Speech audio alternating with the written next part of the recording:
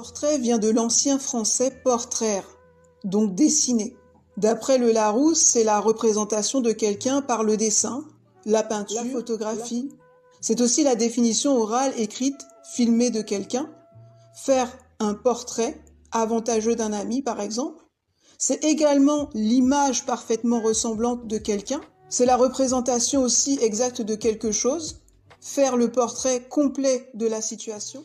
Donc, hésitant dans un premier temps entre plusieurs pistes spirituelles, artistiques, psychologiques, psychanalytiques ou politiques, j'ai fait le choix de vous proposer le début d'une réflexion d'un point de vue sociologique.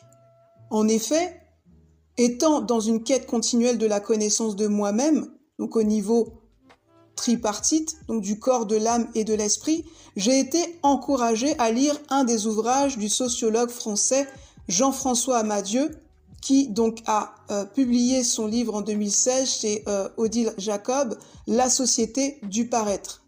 Ainsi, étant en cours de lecture de l'ouvrage d'Amadieu, je vous partagerai ici simplement un début de réflexion sur notre société du paraître, que j'aurais pu mettre en lien avec le portrait de Dorian Gray d'Oscar Wilde. Assurément, Amadieu avait déjà proposé un premier ouvrage titré « Le poids des apparences » en 2002. Il s'agissait pour lui, je cite, de montrer que les apparences physiques et vestimentaires comptaient dans la vie de tous les jours, de l'école au travail, en amour ou encore devant les juges, il s'agissait de lever un tabou. Il poursuit en disant, au début des années 2000, pourtant, une prise de conscience esquissée dans notre pays et l'apparence physique accédait pour la première fois au rang de discrimination reconnue par la loi. On pouvait espérer que les inégalités liées au physique, désormais reconnues, soient enfin combattues. Par la suite, d'après Amadieu, ce n'est pas ce qui est arrivé malheureusement. L'explosion des réseaux sociaux, dont Facebook, lancé en 2005, s'accompagnant d'une quasi-sacralisation de l'image et du physique. Or, ce qui s'est produit ces dernières années avec la révolution du numérique n'est pas une simple perpétuation d'un jeu des apparences qui finalement a toujours existé de tout temps. La beauté a compté, fasciné, et le rejet des laits n'est pas une nouveauté. En somme, ce que dit Amadieu, c'est le changement d'échelle dans le règne du paraître. Depuis quelques années, ce sont les réseaux sociaux et autres moyens les plus sophistiqués qui sont disponibles pour organiser toutes nos sociétés en fonction de notre apparence. Nous sommes actuellement en pleine période de ce que Amadieu qualifie comme les inégalités et les souffrances induites par l'importance accordée au physique, au point où les opinions publiques commencent sérieusement à réagir. L'exaspération de ces injustices que le paraître provoque déclenche des réactions de plus en plus vives dans nos sociétés depuis quelques années. Assurément, quand j'entends la notion, moi, de portrait, je ne peux m'empêcher de faire un lien avec l'analyse du sociologue français. Entre 2016 et 2024, on ne peut que relever ce double mouvement qu'Amadieu partage dans son livre. La croissante emprise du paraître dans nos vies et les effets qu'elle est en train de susciter. Donc la notion de portrait a bien évolué depuis les définitions diverses du petit Larousse. Effectivement, avec la création de Google en 1998, le moteur de recherche est devenu un puissant vecteur de diffusion d'images et de vidéos. Jamais l'apparence physique n'a été plus importante qu'aujourd'hui, d'après le sociologue. Nous multiplions les images de nous-mêmes, nous diversifions nos photos et nos selfies.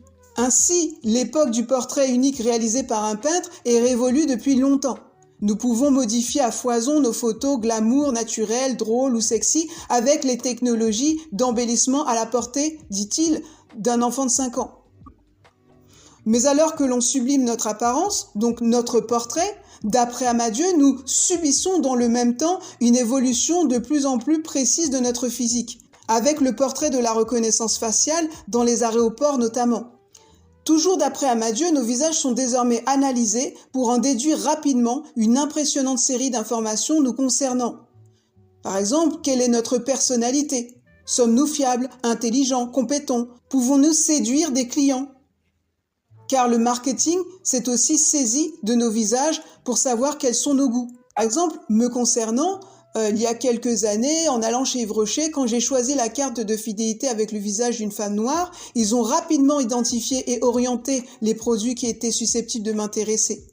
Je recevais des mails publicitaires très orientés sur ma carnation, produits au beurre de karité notamment. En outre, en tapant le nom de quelqu'un sur les moteurs de recherche, c'est son visage, voire son corps entier, qui apparaît. D'ailleurs, même dans le milieu professionnel, selon Bourdieu, les recruteurs n'hésitent pas à googliser les candidats.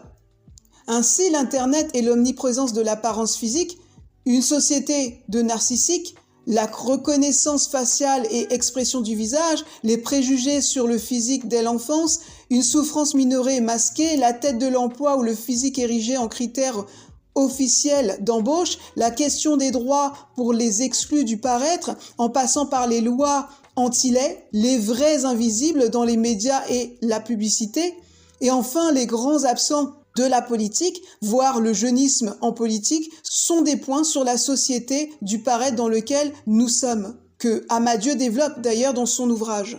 Avant de vous quitter, je vous propose un des points de réflexion de notre sociologue sur la question des marqueurs de notre personnalité et des délices et des pièges de la ressemblance.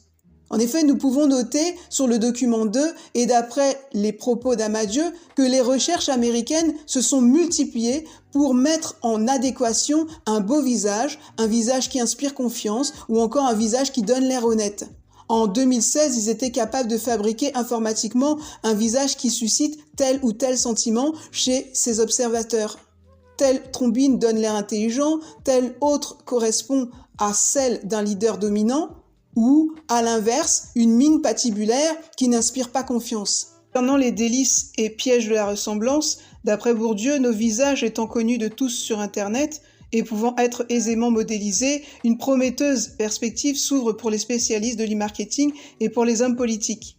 Il poursuit en disant « Bien entendu, connaître l'apparence physique de quelqu'un permet déjà d'en savoir beaucoup sur lui et sur ses amis. Par exemple, on ne propose pas les mêmes produits à un individu aux cheveux noirs et frisés, comme l'exemple que je vous donnais tout à l'heure pour Yves Rocher, qu'à un individu aux cheveux lisses et blonds. Mais il est tentant d'aller bien plus loin, en influençant à son insu le destinataire d'un message. » Il continue en disant « L'idée est simple, nous aimons ce qui nous ressemble et c'est une bonne chose. Nous savons aussi que les couples se forment plutôt entre personnes dont les visages sont semblables, selon l'adage, qui se ressemblent s'assemblent. Une tête familière crée une miraculeuse proximité et surtout inspire confiance. Le partenaire semble alors nettement plus sérieux. D'ailleurs, l'inverse se vérifie également. Plus un visage est différent d'une autre, moins on lui fait confiance et moins on est prêt à avoir une aventure ou une relation sérieuse avec lui. Donc, Amadieu poursuit en disant « Que se passe-t-il maintenant si un message vous est envoyé sur votre boîte mail venant de quelqu'un qui vous demande de signer une pétition ? Celui-ci a mis une photo de lui qui vous ressemble vaguement, mais vous ne vous en rendez pas compte. Pourquoi ? Eh bien, parce que vous ne pouvez pas vous en apercevoir car son visage reprend 30% du vôtre. Au moyen donc d'un logiciel de morphing, comme moi j'ai essayé de faire cette simulation avec mon visage, ce que je trouve intéressant, on va le voir plus tard avec les élections.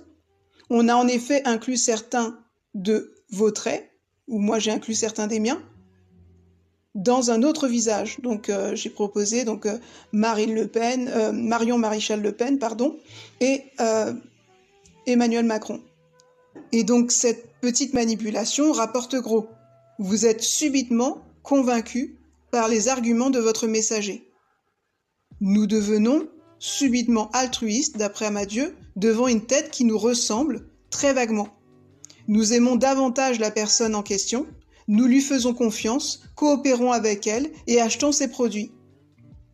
Pour les affaires, la trouvaille est évidemment redoutable. Amadieu poursuit en disant d'autant qu'elle sera à la portée de n'importe qui dans très peu de temps,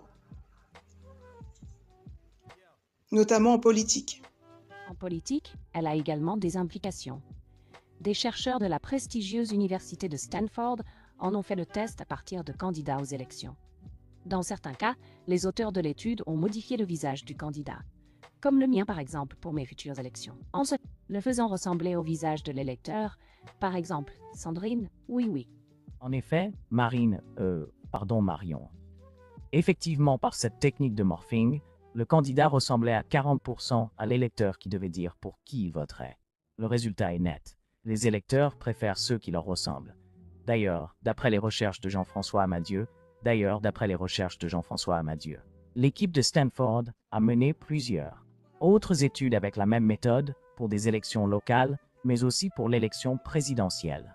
Lorsque les électeurs sont bien décidés à voter pour un candidat, le fait que le visage de candidats comme Bush ou Kerry soit modifié pour ressembler à leur propre visage sans qu'ils s'en aperçoivent ni modifie pas leur vote. Attention, par contre, M. Macron et Mme Marion Maréchal Le Pen, s'ils sont indécis, alors la transformation du visage pour qu'il leur ressemble les influence de manière significative. Il est évidemment un peu gros et risqué de fabriquer des jeux de photos innombrables pour coller au visage de chaque électeur. En revanche, on peut subtilement faire varier l'apparence d'un candidat dans des messages personnalisés, photos ou vidéos, au gré, par exemple, des phénotypes ou de la couleur de peau des électeurs dans des zones géographiques, plutôt latinos dans certains districts et plutôt noirs dans d'autres. En revanche, Jean-Marie Le Pen, votre grand-père, Marion, n'expliquait-il pas, s'agissant de la région Nord-Pas-de-Calais, Marine colle bien à la région. Physiquement, elle a un côté ch'ti.